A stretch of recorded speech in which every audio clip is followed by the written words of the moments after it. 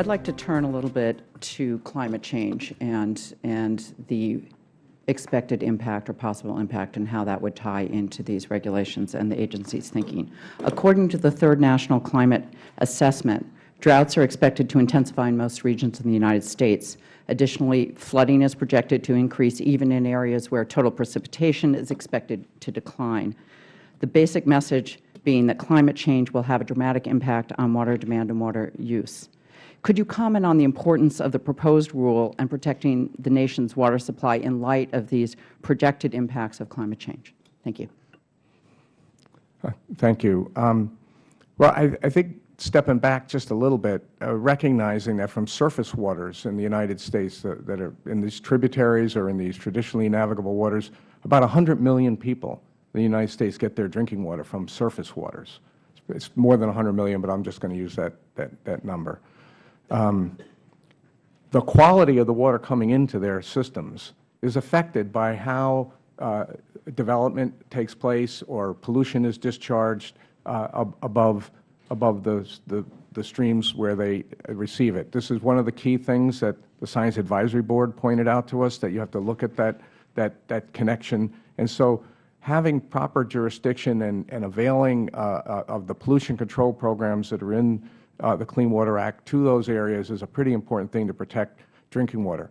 On the wetland side, when you have more erratic meteorological events or weather events, wetlands provide a very effective flood control and flood mitigation function, again, well established in science. And these are key things that also are a very strong reason why as states and cities and counties are starting to look at how they can be more resilient in the face of climate change, that they also are looking toward how not only do they do some additional work with green infrastructure, but also how they maintain the existing natural systems so that they can get the attenuation from those. So those are some quick points on that.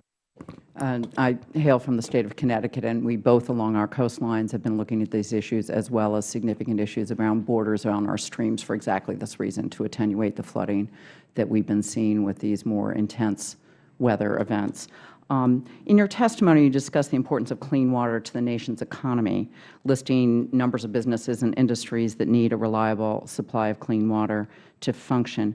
Can you elaborate a little bit on that, how the agency is thinking is the agency looking not just at health effects, but also at economic impacts for those industries that actually utilize clean water?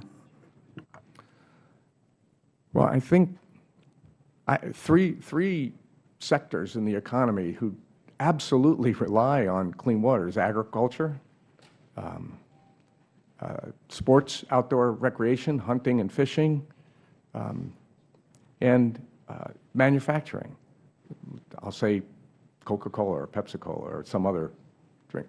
They need supplies of clean water, and this is where there's a natural partnership with our colleagues in the agricultural community, because they are stewards of the land and they need to have that same objective in mind. And so,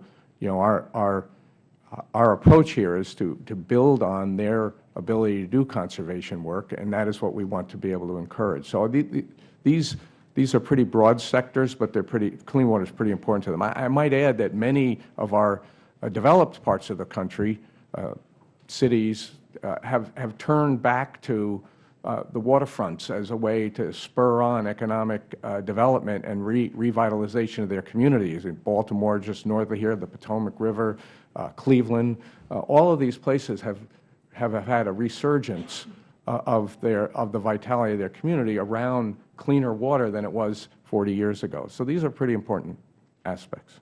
And finally, if you could quickly comment on the inclusion of all adjacent waters rather than adjacent wetlands. This is an issue I've been questioned about at home. Thank you.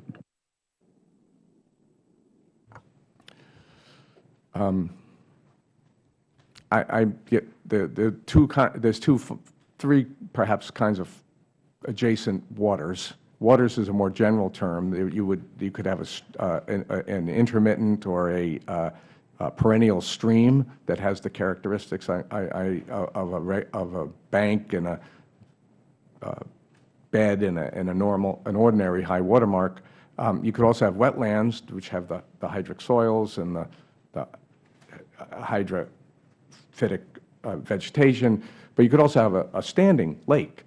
So all of those would be waters, and determining whether they're adjacent to a navigable water are the tests we're trying to develop here in this proposal.